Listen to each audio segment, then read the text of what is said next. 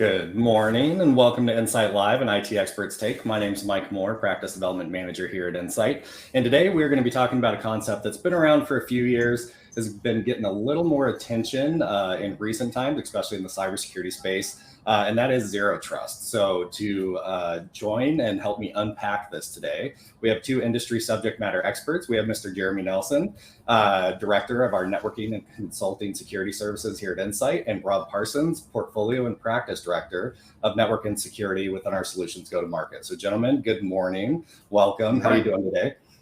Good morning, Mike. Thank you so much. Great to be here. Well, thank you for joining. And also, if you're joining at home, feel free to put any comments, questions you have in the comment section below. Would love to keep this interactive. We do have the opportunity to answer those questions live. So would love to cater this conversation to your experiences, to your questions, just to make sure you're getting the most out of it. So with that, I always like to start off with a little bit of a definition just so we can level set. So Rob, I'll hand it over to you first. So we're talking about zero trust. So what is that at a high level and what does that really mean to you? Well, zero trust means so many things. So I think it's a good place to start, Mike. From my perspective, zero trust is really a framework that articulates how we put together a variety of other solutions to be able to come up with a model where we start from a perspective of every device, every user, every component on a client's network or in their environment is untrusted. So basically saying we don't know anything about this, and as such, we're going to put it in a place where it is safe until we learn enough about it that we bring it into our circle. So it's an opportunity to gain further intelligence and information about those devices and users that are in your environment, but it's also the ability to put together not only attributes from the network, but attributes from the cloud, from identity, and a multitude of other sources that help us to, like I said, have better intelligence about those devices and users before allowing them to be part of our environment. Yes, and I think you touched on it, and I think there's some publications out there if you want to do some light reading from NIST. That's the 800-207 that goes into detail around zero trust. And you touched on a lot of those endpoint cloud. I think they put it into 5 buckets, really. So the application, the data, the endpoint, the environment, the identity. So that really encompasses an entire organization. And as we look at the partner landscape that we have today, and if you subscribe to tech articles, you probably get bombarded with the term zero trust and all these different offerings. Now, there's been a lot of different security strategies over the years, defense in depth. Now we're seeing zero trust. So why do you think now that zero trust has really become top of mind across so many different areas for our partners, across verticals in the cybersecurity realm? And Jeremy, I'll hand that one over to you. Yay! I'm glad you sent that one to me, Mike, because obviously this is something that I'm pretty passionate about, and I think really what we've noticed, if we look at the landscape and the way that IT systems and organizations and basically the way that we're consuming technology as organizations, how that's changed over the last 2 years. And here at Insight, one of the things we like to talk about is the evolution of the edge, right? Like it used to be heavily focused around building fortresses around the areas where we kept data.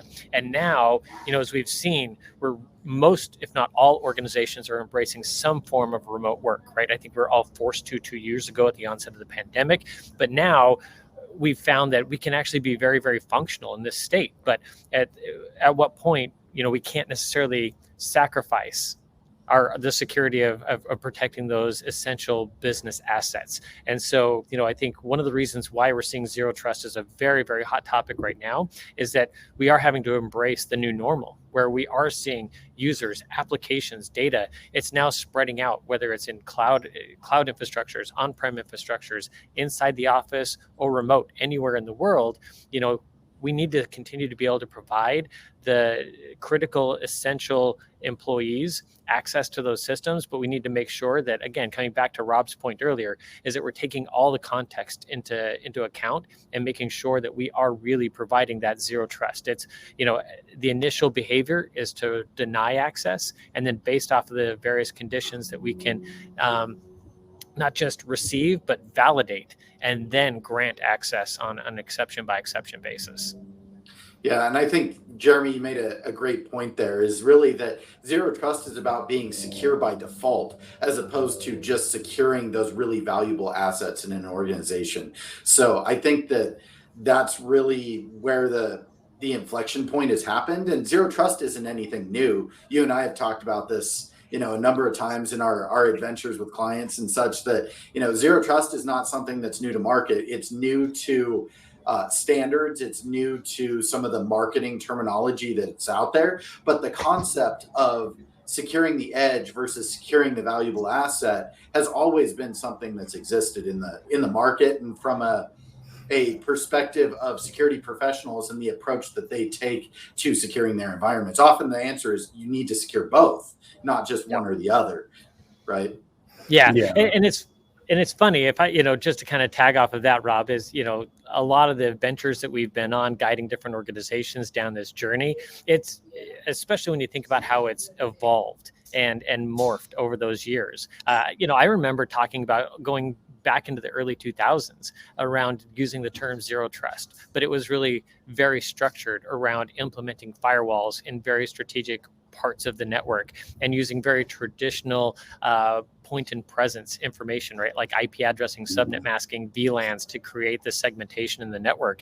And that's what we called zero trust, because intrinsically, the different network segments that we created had to be trusted through some type of firewall appliance. But again, that came back to a very structured organization where the majority of traffic flows were occurring within the presence of a network structure or a network architecture that was deployed, implemented, controlled by a centralized IT organization. And now it's just, again, we just think about how the world has changed and the way that overall access and users and data are being distributed, and those models just don't work. And so zero trust itself has had to evolve along with the use cases and the needs that we're seeing from organizations today. Yeah. Furthermore, we've seen enough adoption that the standards-based committees have actually picked it up. And to Mike's point earlier, the NIST 800-207, the CSF framework around zero trust. There's a multitude of different ways to look at it. And there's not a one size fits all in the way that you apply zero trust, but the intent of changing the way that you validate users to access devices and data and things like that really, is at the core of it still, no matter if it was something earlier or if it's standards based or which standard it's based on now. So, Sorry, Mike. No, great conversation. And I mean, that really ties into the next point I wanted to hit. So our IDG survey that we release on a yearly basis, one of the stats in there was around implementing zero trust policies within your environment. And out of the IT leaders that we surveyed, around 65% were looking at implementing zero trust strategies to help enable innovation. And the question that I have there is, when you think of traditional security and innovation, those two kind of seem like they're on separate hands. I mean, it seems like security could be a roadblock to innovation in a lot of instances. So how are we seeing that zero trust is really enabling that innovation? And you guys have kind of touched on it with remote worker strategies, the pandemic, and new technologies. But what are your thoughts on that? And Jeremy, I'll go ahead and hand that one to you. I think Rob was the last one to talk. I was going to say, you can see my mouth opening. You're already like, all right, Jeremy clearly has something to say. So here's what I think.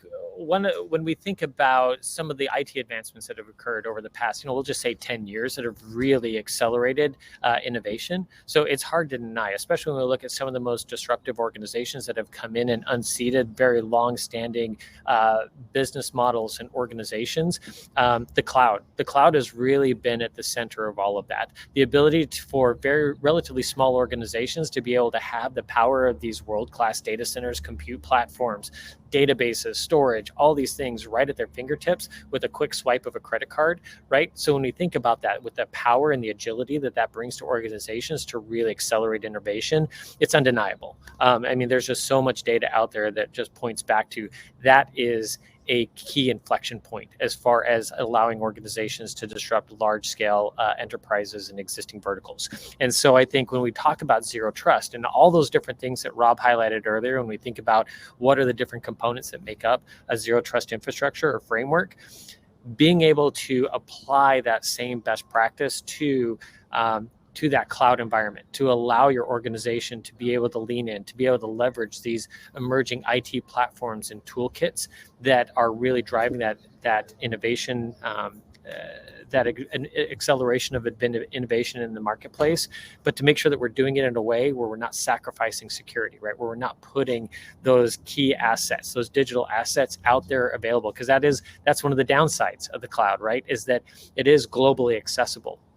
And so making sure that we're leveraging those best practices from a zero trust standpoint to make sure that as we drive innovation, that we're not doing it at the sacrifice of potentially risking all of that business that we're looking to capture through those innovative efforts.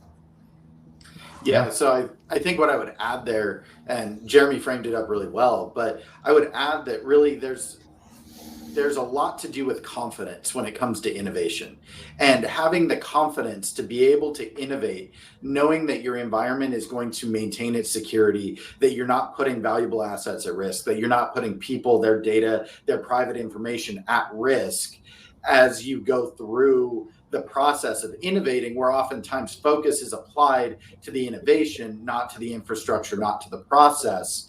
I think that having that confidence is really what allows organizations to achieve that next level of innovation through security. So security has always been thought of as kind of a hindrance to performance.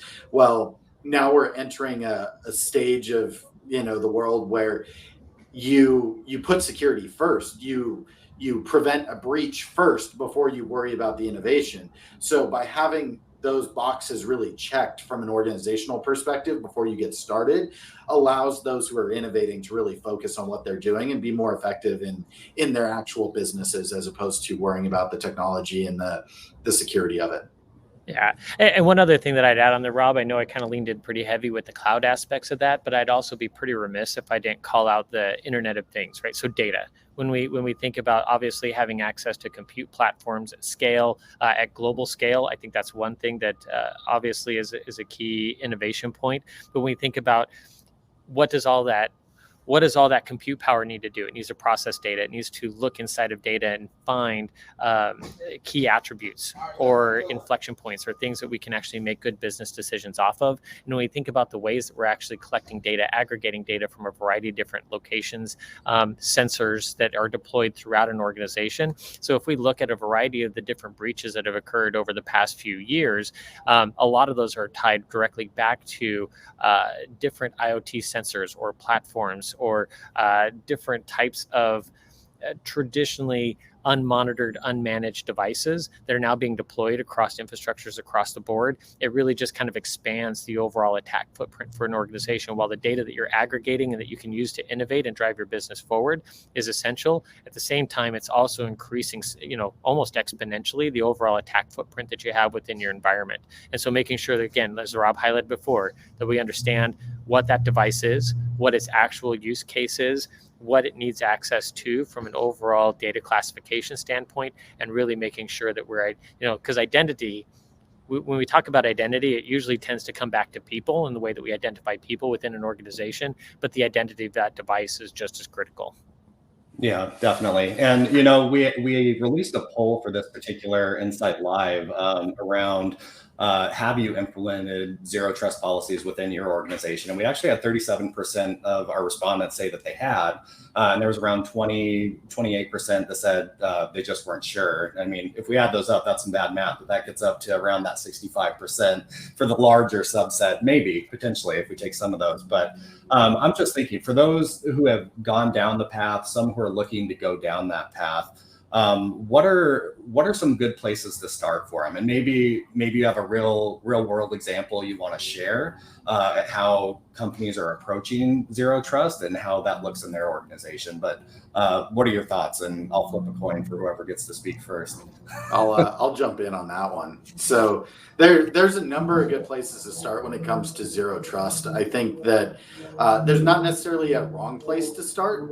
So that's a great thing about it. But I would certainly suggest with starting with understanding the framework and thinking about how you're going to put all of those technologies together so that so that they interoperate, right? So Gartner's released something called CSMA, Cybersecurity Mesh Architecture, and it's the concept of bringing together multiple security technologies through API integrations in a meshed fashion so that you have an intelligent ecosystem from a security perspective. And so starting with the end in mind, thinking about what the different technology pieces you might put in place are, not necessarily the vendors, but the technology that itself, how they're going to integrate, and then start picking them off one at a time. We honestly see a lot of customers start from a network access control and microsegmentation perspective.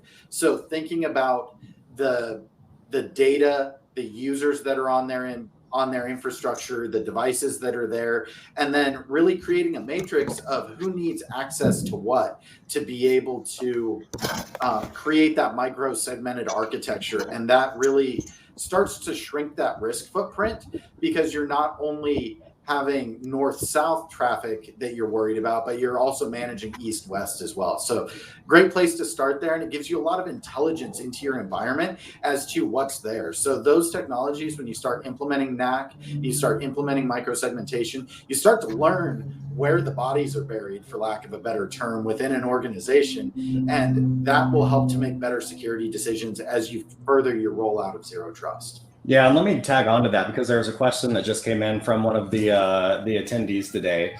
And when most people talk about Zero Trust, they're thinking more about the network. They're thinking about the endpoint. And you were talking about network segmentation, network access control there, Rob, as well. But identity and access management plays a huge role when it comes to Zero Trust. And I mean, obviously, when we're talking about network access control, identity is a key part of that solution, because that's where you're getting the context for the decisions that we allow the network to make and the different security controls out in the environment. Maybe you could expand on that more on the identity side of the house and how critical that is on the Zero Trust topic. Yeah, so I can kind of jump in real quick there, Rob, and I'm sure you've got a couple of extra pennies to throw in on that.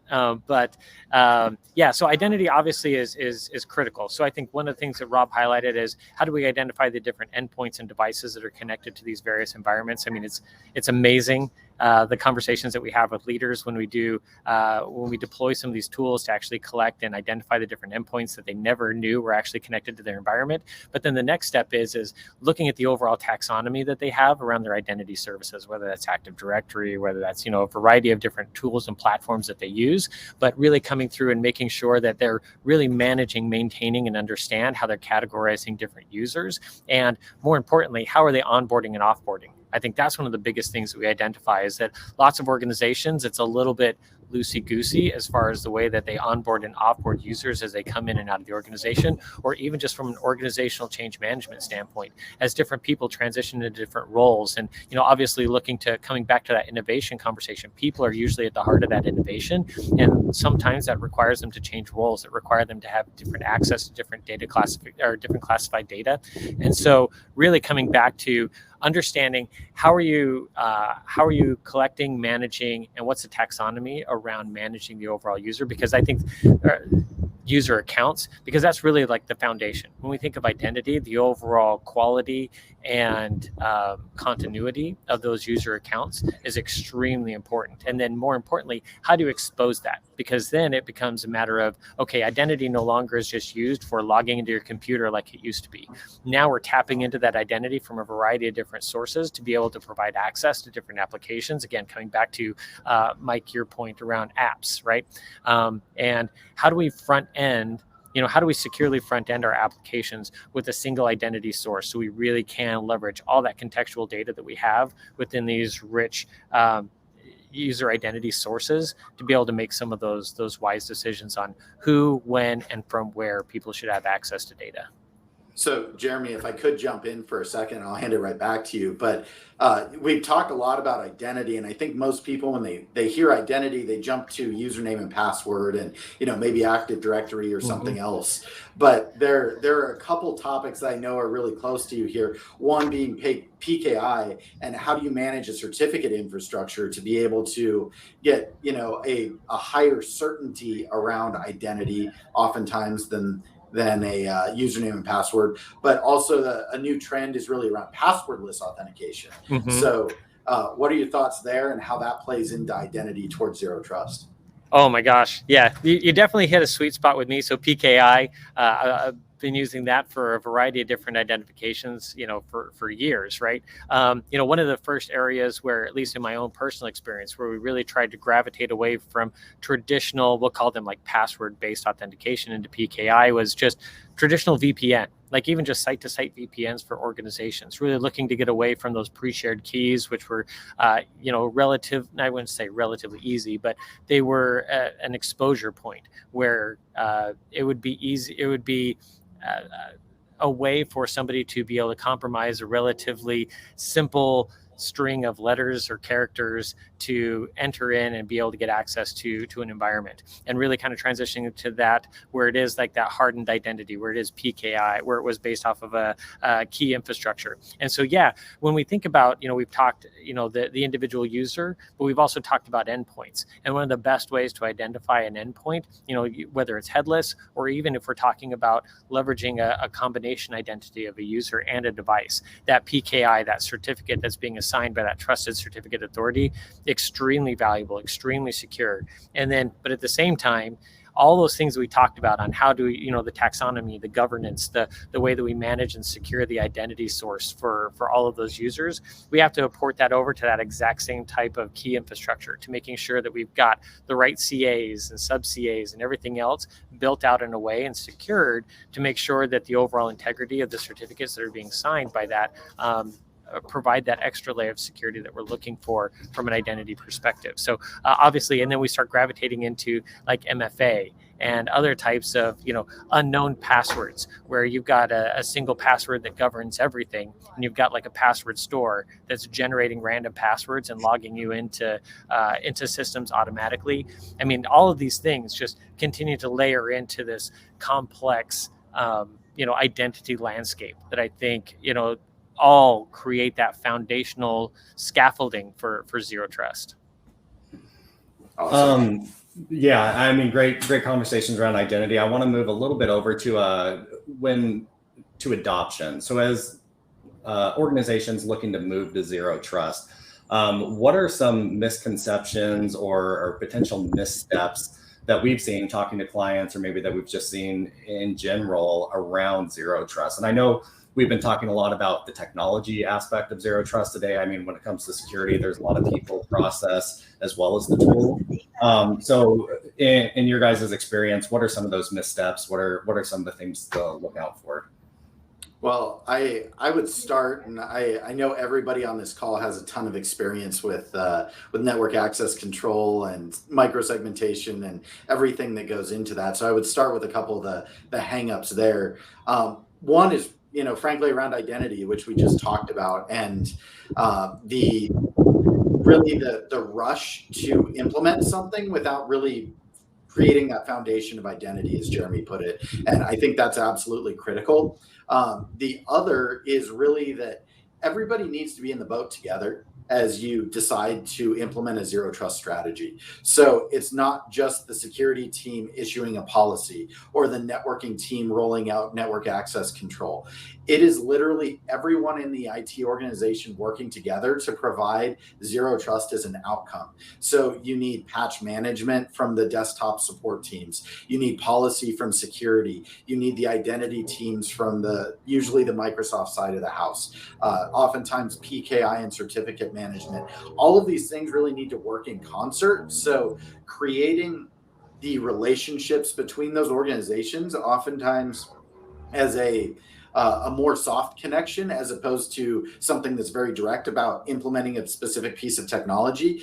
That's where really the rubber meets the road, is when you get those teams working together, you create that zero trust outcome, because you're getting all of the data and attributes that you need, and you're able to drive policy through the technology that's put in place. If you're missing any one of those elements, then you've got a gap where zero trust is not really, in fact, giving you the experience and the outcome that you're looking for. And one thing I would add, and you used the perfect word there, Rob, pardon me, is it's outcome. right? At the end of the day, you need to actually understand what it is. What is the outcome? What are you trying to achieve as an organization by adopting something called zero trust? Is it to just check a box and say like, oh, we've implemented zero trust? Or, really coming in and identifying these are the actual digital assets that we're trying to secure. These are the workflows. These are the applications that we're trying to protect, right?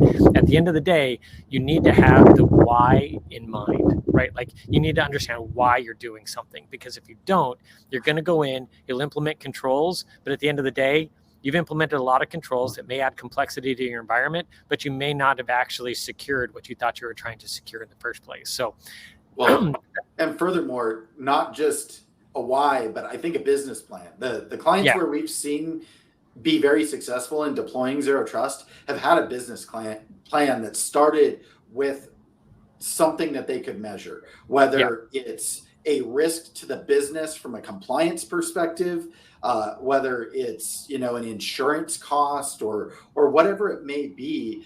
They're tying this to a business case that when we do this, we're driving this outcome, and this is part of the business.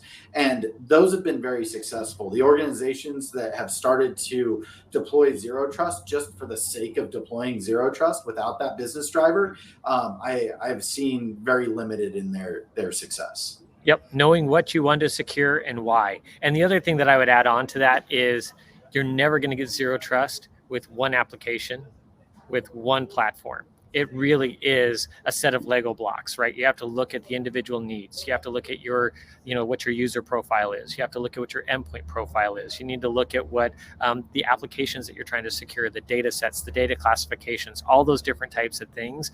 And then it's not even just a matter of that initial access, right?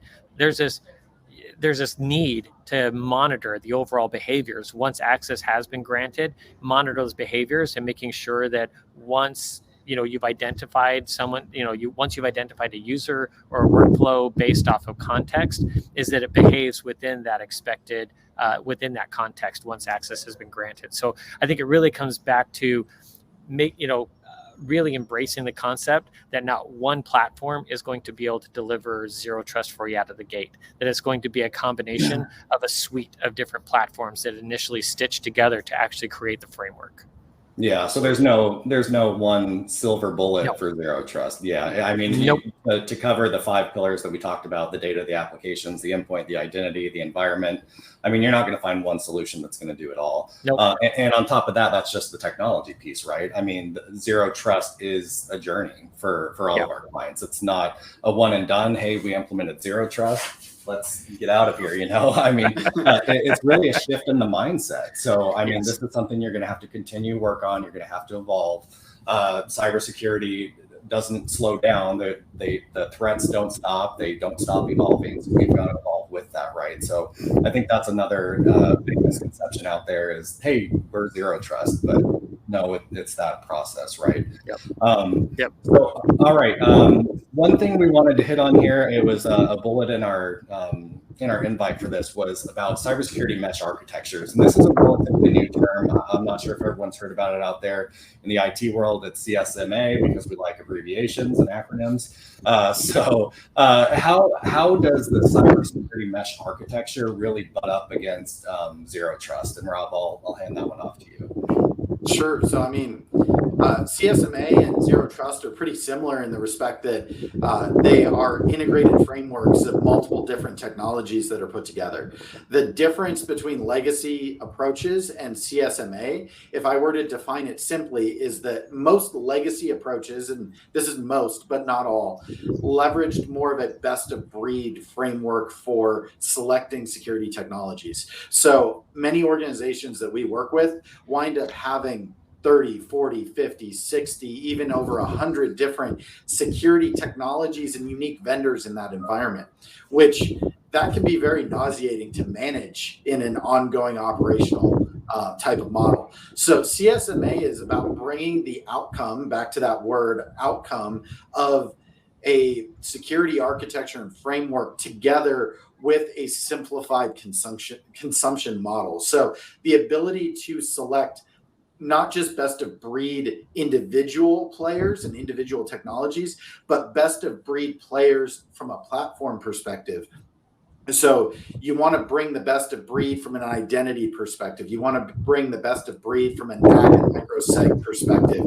You want to bring the best of breed from a firewall perspective. And the list goes on as the overall arching architecture is put together. But you're bringing together maybe 4 to 6, maybe 10 different unique vendors that are all very strong in what they do, as opposed to 100 unique players that maybe don't mesh together and interoperate. And I think the key around CSMA, one is that vendor consolidation and simplification, but two, the API integration. So historically, those 50, 60, 100 vendors would all point back to some sort of centralized tool. Usually it was a SIM. And now from a cybersecurity mesh architecture perspective, the strategy is not to have a central all-knowing instance of anything, but to mesh all of those technologies together in a way that provides that intelligence to every system. So every system has visibility to identity. Every system has visibility to the access control that's been granted or the segmentation that's been applied, and so on. So really, we're taking a step out of the process in managing and operating, but we're also simplifying that model. And so I really do like what Gartner's positioned as the CSMA architecture. And again, I would say it's a framework, and it's not necessarily a replacement for zero trust, but it's a concept that could be overlaid and meshed together.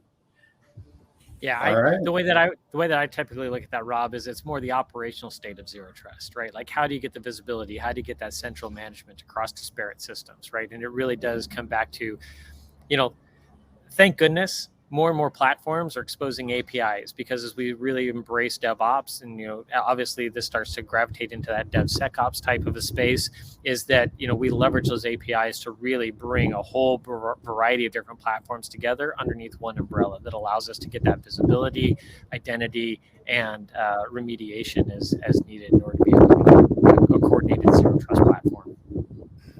All right, and we're nearing the end of our time. So the last thing I'll leave you guys with from a question perspective, if there was one piece of advice that you could give for those looking to go the zero trust route, what would that be? And Jeremy, I'll go ahead and start with you, and we'll finish up.